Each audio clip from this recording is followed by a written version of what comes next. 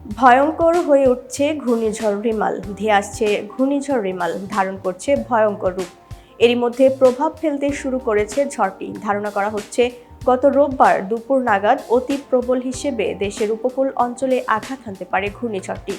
এখন পর্যন্ত ৭ নম্বর বিপদ সংকেতের কথা জানিয়েছে আবহাওয়া অফিস। এ অবস্থায় উপকূলের ১৩টি সহ ১৮ জেলা রিমালের আঘাতে ক্ষতিগ্রস্ত হতে পারে বলে জানিয়েছে দুর্যোগ ব্যবস্থাপনা ও ত্রাণ প্রতিমন্ত্রী মহিবুর রহমান।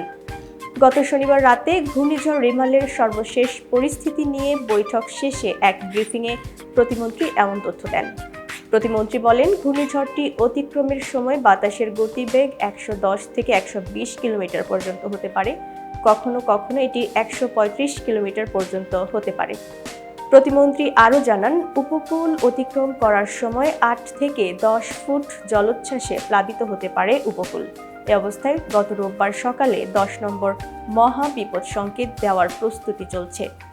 আবহাওয়ার বিশেষ বার্তা ৮ নম্বর অনুযায়ী ঘূর্ণিঝড় কেন্দ্রের ৫৪ কিলোমিটারের মধ্যে বাতাসের একটানা সর্বোচ্চ গতিবেগ ঘন্টায় ৬২ কিলোমিটার, যা দমকা অথবা ঝোড়ো হাওয়া আকারে ৮৮ কিলোমিটার পর্যন্ত বৃদ্ধি পাচ্ছে। ঘূর্ণিঝড় কেন্দ্রের নিকটবর্তী এলাকায় সাগর খুবই উত্তাল রয়েছে। এতক্ষণ বার্তা বৈঠকের সাথে থাকার জন্য ধন্যবাদ। নতুন নতুন তথ্য এবং সংবাদ পেতে বার্তা বৈঠকের ইউটিউব চ্যানেল এবং ফেসবুক পেজের সাথেই থাকুন।